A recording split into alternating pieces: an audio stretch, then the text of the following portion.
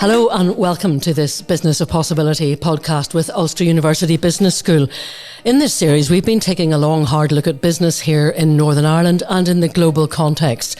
And in this episode, we're looking at one of the key issues, leadership. I have a great panel with me today, sitting in Ulster University's brand new campus right in the heart of Belfast. Firstly, Justin Urquhart Stewart, business commentator and co-founder of Seven Investment Management. Great to have you here, Justin. Thank you, real pleasure. Beside Justin, we have Professor Gillian Armstrong, Associate Dean, Development and Partnerships Domestic at Ulster University Business School. And great to see you, Gillian, too. Thank you. And Kevin Kelly, co-owner of the Management and Leadership Network. And it's great to have you here as well, Kevin. Thanks, Wendy. In the next half hour or so, maybe a little bit more, we're going to explore leadership trends and what this means for managers and leaders here in Northern Ireland. And Justin, I'm delighted that those who are watching this can see that you're wearing the trademark red braces. If you're only listening, you're really missing something, believe me. But you describe yourself as a businessman, market commentator, and the world's worst barrister. I can't believe that for a moment. But, truly terrible. Some of my clients are looking forward to getting out quite soon. So tell us a bit more about yourself and give us a bit of foresight, if you could, into the global economic landscape, such as it is at the moment. Well, yes. And I've been involved, I suppose, in investments around the world. Very luckily, a lot of it was in the Far East, some was in Africa. Don't think I'll repeat that again. But I actually spent a lot of time out in the Far East and then back in the City of London and throughout the whole of the United Kingdom, and getting involved in some of the regional stock exchanges and sadly seeing them go, trying now to actually try and get them restarted again. Not as they were, but nonetheless, trying to get more investment because despite what people say, there's still an awful lot of investment money around. It's just that someone took the plumbing away. So it's actually quite difficult to get the money from where it is into where we need it. But that can be fixed. So my career, I suppose I've been very lucky. As they always say, surround yourself with people who are brighter than you. In my case, that's quite easy.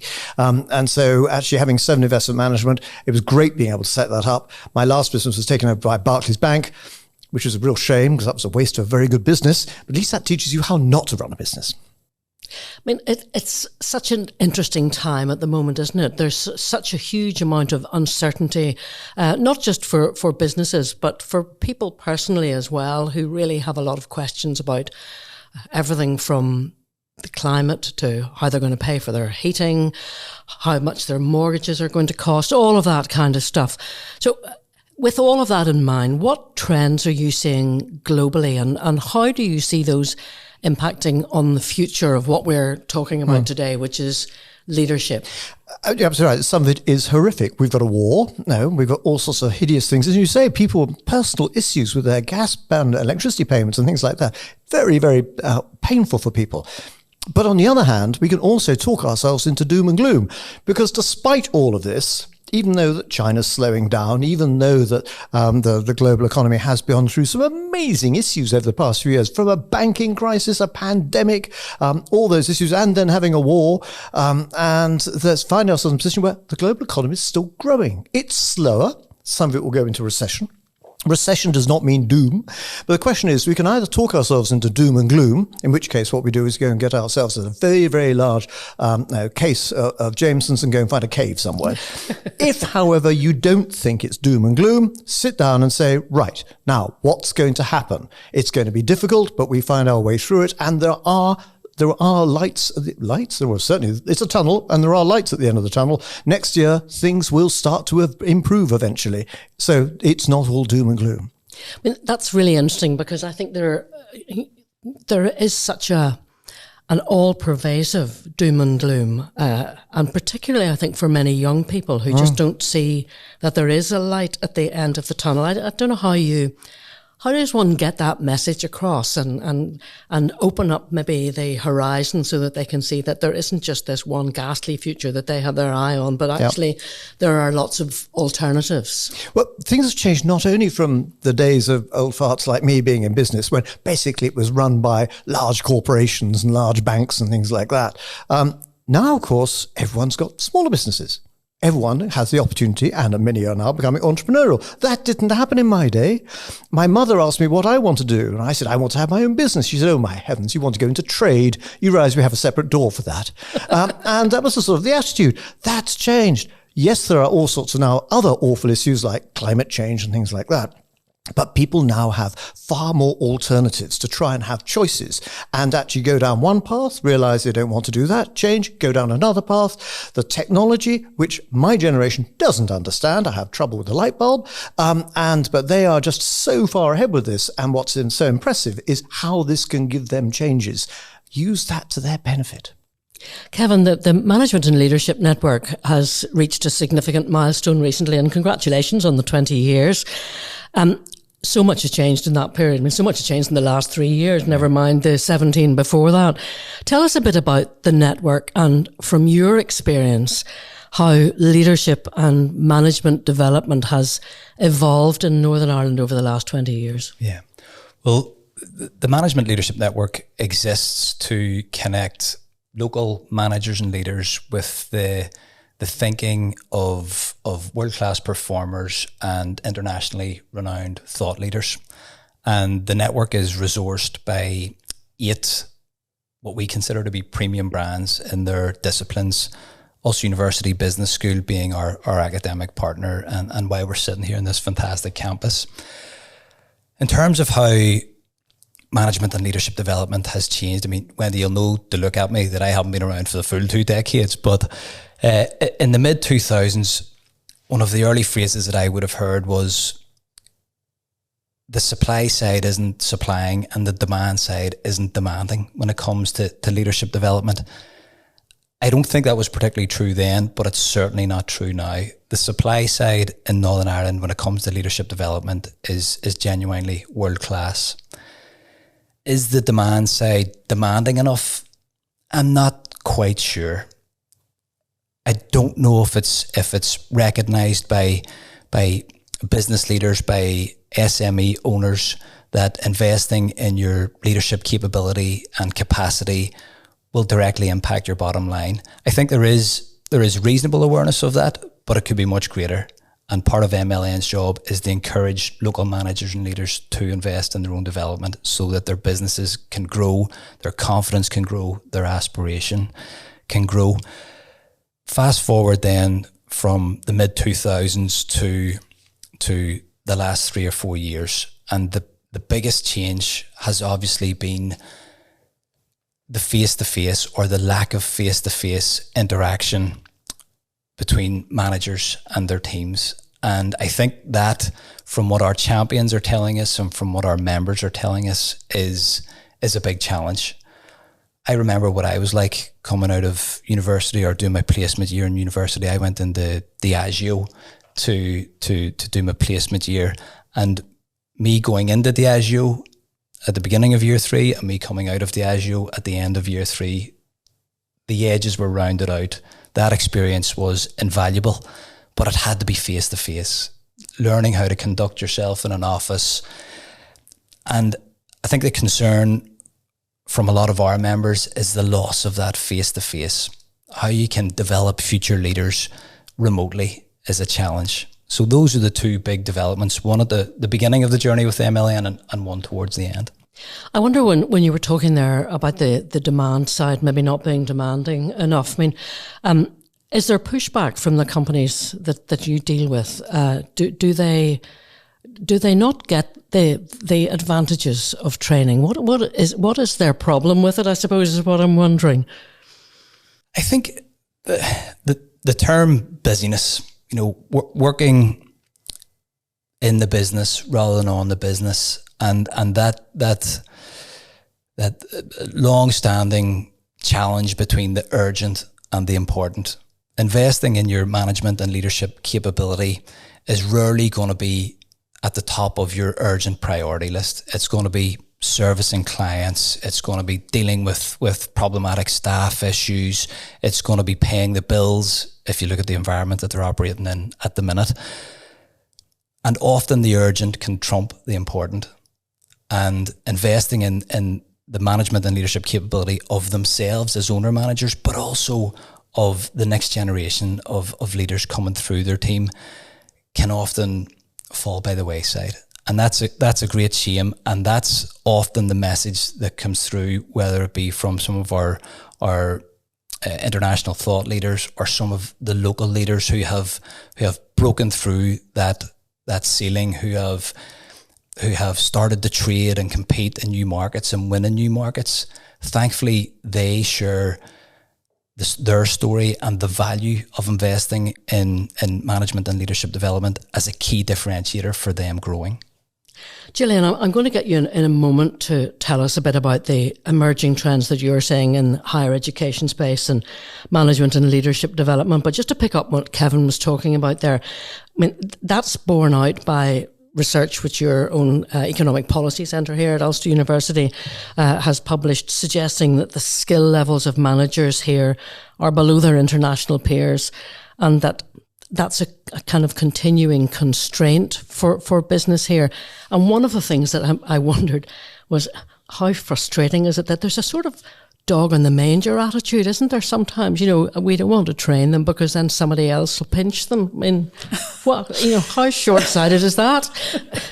Well, it's certainly, it's an evolving space, for sure. And I think the last few years, although it has been very difficult, Kevin, in terms of remote working, I think it also has maybe presented some opportunities for upskilling and reskilling. So, maybe to give some examples on this, we've worked very closely with local government in terms of upskilling initiatives. That has worked very well in terms of maybe some individuals and some small businesses felt that they had a little bit more time than normal, and they were able to avail of those new opportunities to upskill at a certain time. And it maybe has given confidence in certain places that there are different models out there at the moment of management leadership development, that we can be flexible. And I think maybe that's the key, that we are very aware that we do need to be listening to business. And I know for us, the Management Leadership Network is a really important one for us to get really close to business, to listen, to see where are the needs, where are the challenges, are there certain delivery models that we need to look at, to really start to respond to that. So it's, and I'm thinking, some trends at the moment we are noticing is that the organisational development piece, where some organisations are using a leadership and development programme to almost progress some of their strategic development. And they're finding that opportunity to bring a management team together socially and the social learning space has been dramatically beneficial for them in terms of business impact.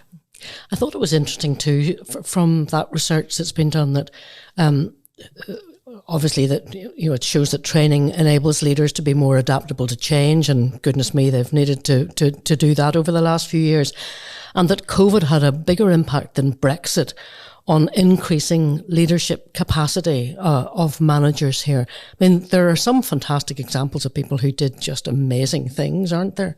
Oh, we've great, case studies, transformational pieces, I think, for individuals that used that period to upskill and almost, get a little taster of maybe coming back to a university education and what it can do. Having said that, I think it also has presented us with a different perspective, in that we have various, a whole range of programs at the moment, from fully online to blended to fully face-to-face social learning, but working closely with sectors and organisations to get that model right that does suit their workforce. Probably for us, growth areas would be, can be around that, designing learning almost in the workflow.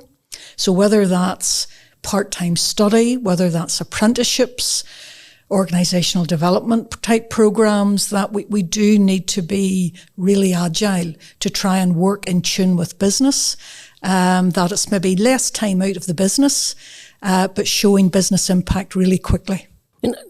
You're being very modest, I think, the university, if I might say so, because, you basically threw the doors open, if I could put it like that, in the business school and said, you're all having a really tough time.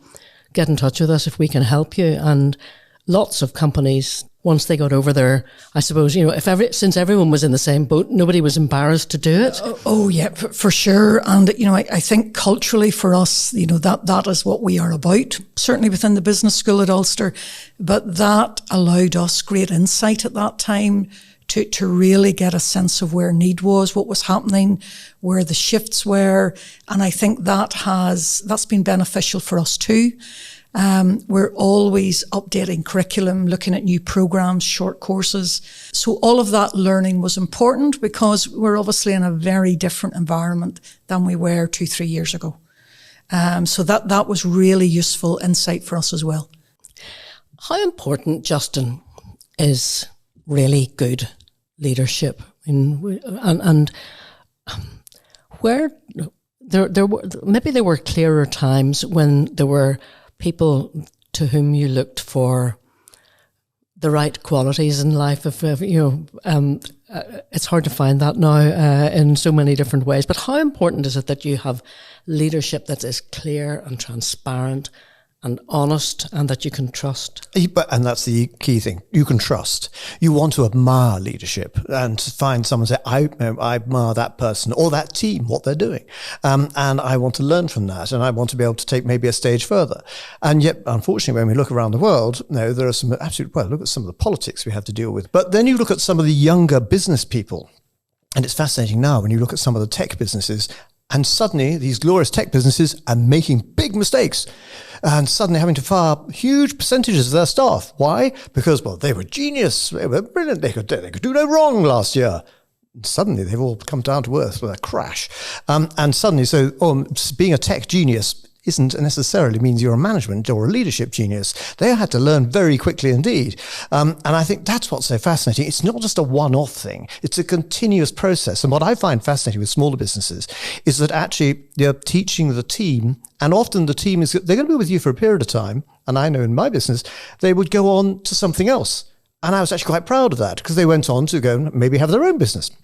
And maybe I helped teach them that, but they went on to that next sort of stage. And so it's a continuous process of going through. And I found I was having to learn different language of how to do things because actually the next generation comes through. And of course, their technical knowledge is a world apart from mine. And yet I want to try and make sure the business achieves certain things. I'm going to have to rely more on them. So it's almost reversing the leadership back, saying, right, as a leader, can you then tell me actually what do you think we need to be able to do and actually bring that back in? That's a two-way street as well, Kevin, isn't it? And actually what Justin was just talking about there is very much what seems to be going on in a lot of very successful businesses now, where you have those younger people coming in who do have the tech skills, to whom they come kind of automatically. They've been using phones and so on since they were in nappies virtually. But then you do have to have experience and people to whom they can look for the other parts of what you need to have a successful company. And maybe, as Justin says, then, to have a company that you're proud to have worked for and to move on to the next thing. I couldn't agree more. The wisdom piece is often overlooked, that hard-won wisdom that you can only get through years of experience. And for young people who are exceptional potential, for example, when it comes to technical skills, the ability to soak up that leadership experience, that wisdom is absolutely invaluable. And to combine their technical capabilities with the leadership lessons from their managers and leaders within their own firm is something that will massively influence their trajectory. That's a really rich blend. The whole training thing is so crucial, isn't it? And it's something that here, as Ulster's research has shown, people can be reluctant to invest in. And yet, if you look at something like the Department of Business, Innovation and Skills figures, they show that poor management and leadership costs 19 billion annually in productivity. Now, our productivity here is, yeah, exactly. We're all shrugging. You know, it's bad everywhere else, and we're the worst of the bad, if that's the right way to put it. That's a depressing aspect, isn't it? How concerned are you that, given that the immediate environment is challenging, shall we say, at the moment, that the training costs might be the ones that get cut before anything else at the moment?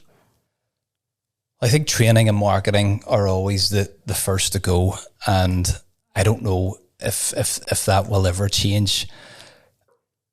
But I don't know if I'm depressed about it. I see examples of local businesses bucking the trend, and the more that we can showcase those businesses who are investing, that they're facing the same challenges as every other business in the land, but are showing the bravery to invest not only their budgets but their time in developing the next generation of leaders and showing what they are achieving, it does have an impact, and it does convince the businesses that we're dealing with to do the same.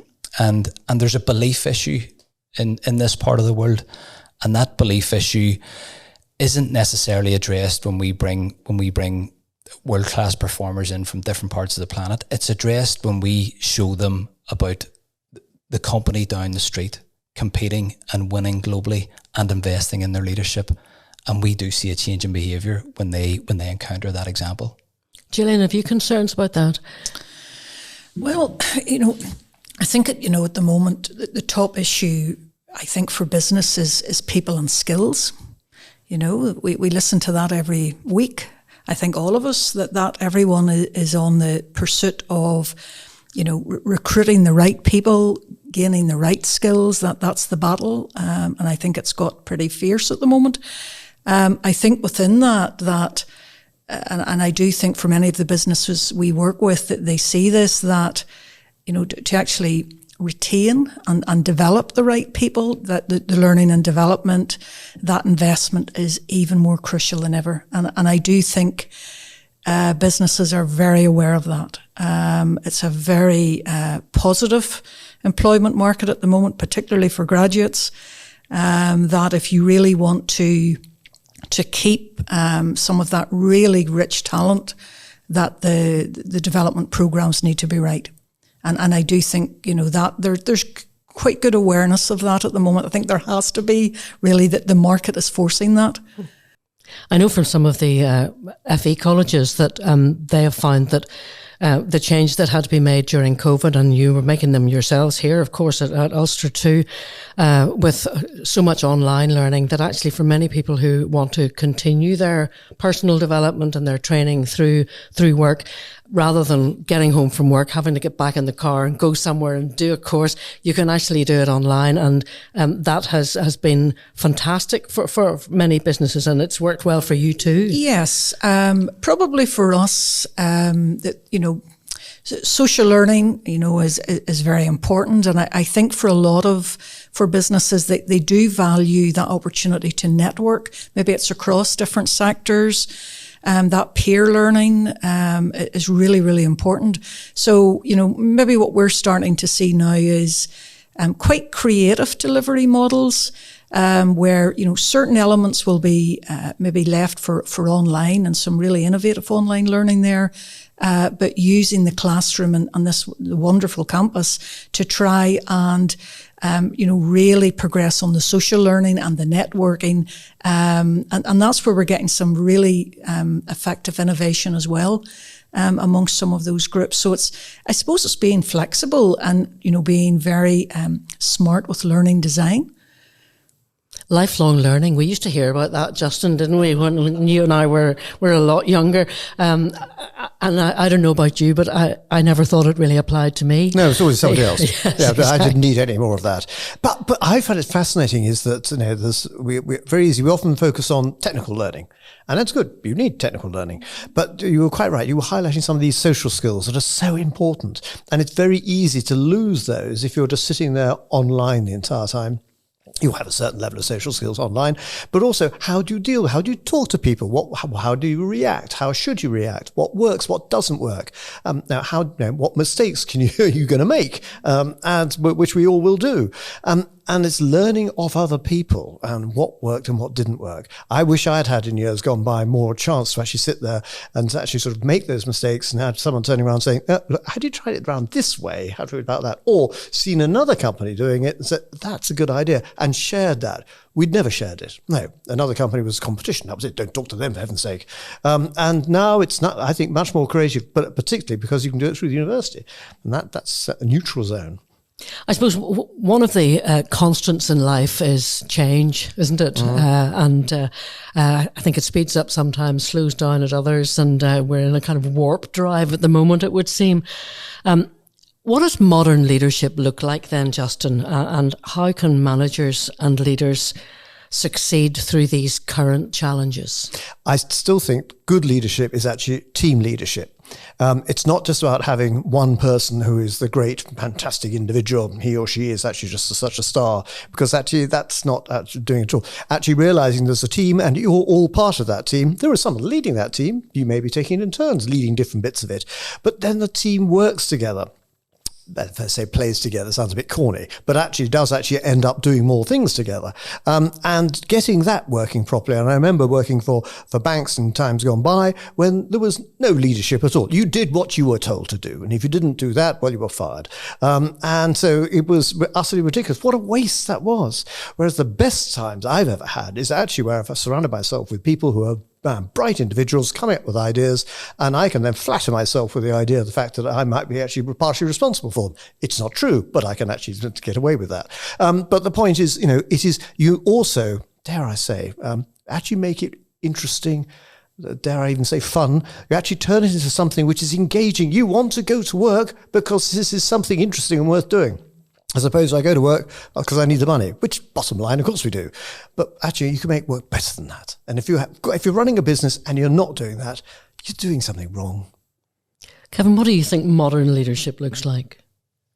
Oh, I think it involves leading self. I hear what you're saying, Justin. I completely agree about leading the team. That's fundamental. I also think, given the pressures that we're all facing, we need to lead self almost first, and there are obviously big issues around well-being, and if we're able to lead self and keep ourselves in the stretch zone rather than moving into the red zone, which is no good for ourselves or our teams, then that's a good starting point. Modern leadership, beyond that, I think there are some key issues. Gillian mentioned them as well.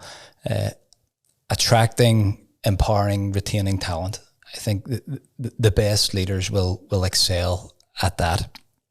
And another big issue for me, and maybe we aren't paying enough attention to it as leaders across the globe, is the code red for humanity, the climate emergency.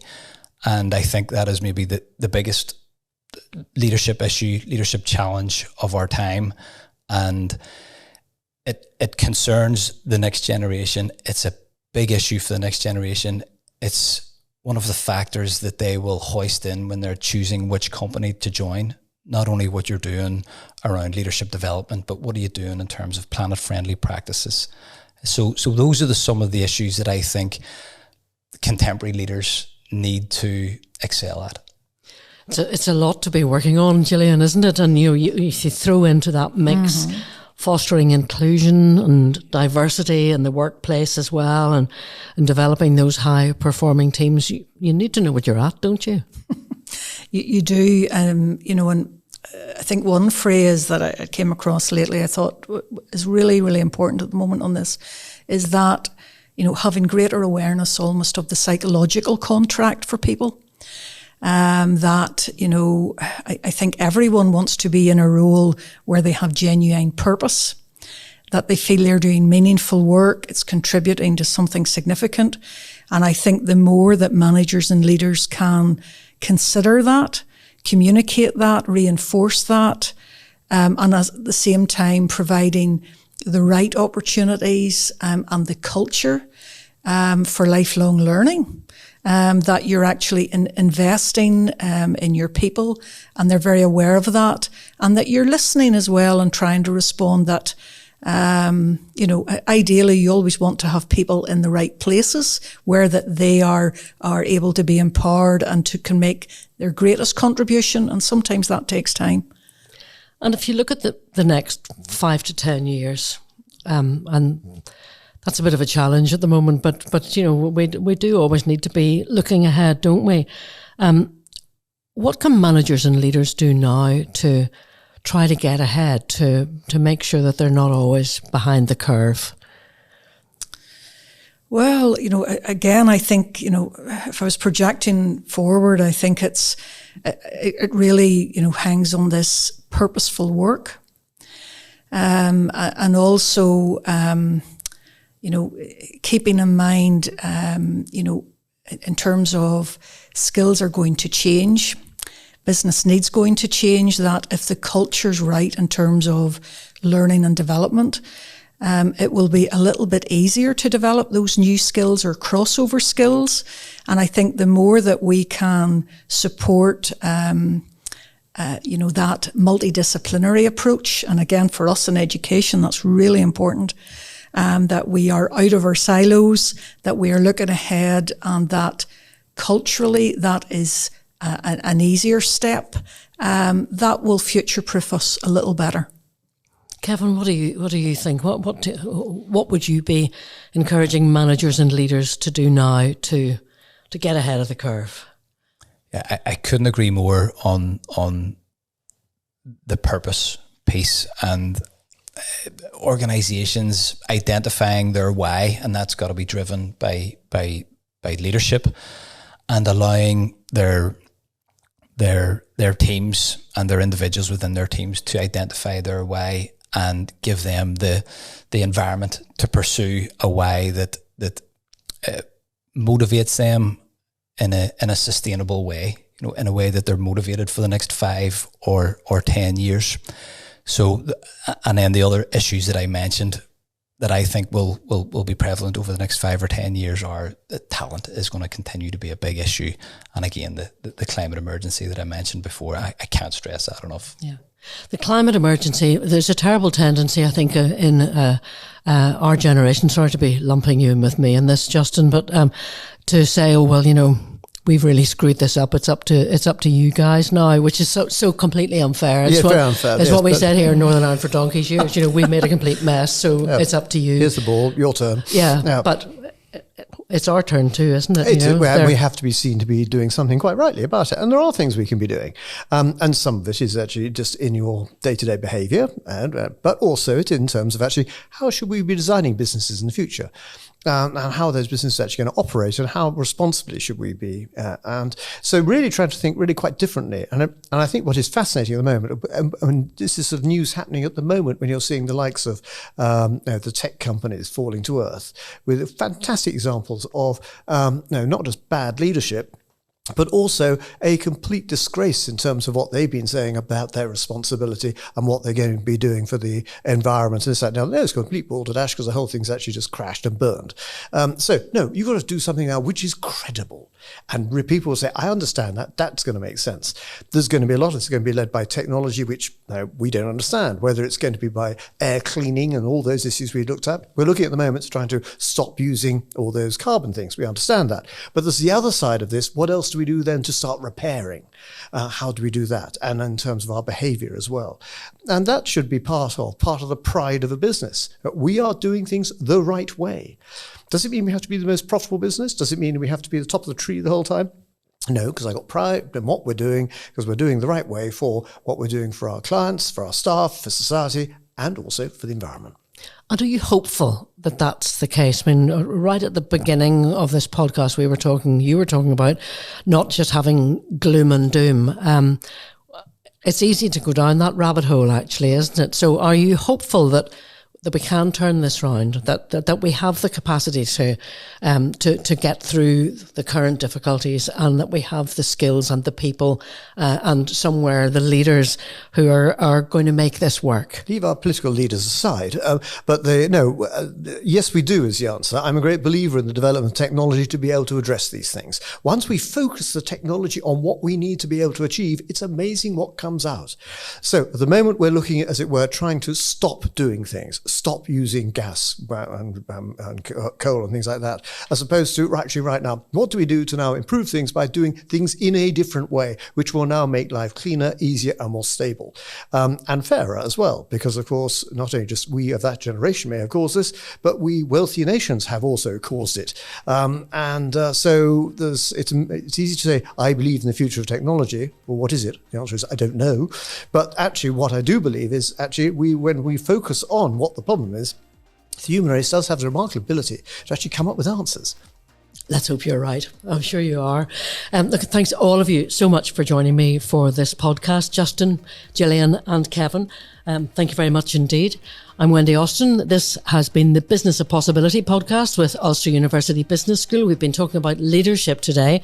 Make sure you subscribe to the series wherever you get your podcasts, and keep an eye on Ulster University Business School's social media channels for updates and upcoming topics. Thanks very much for listening.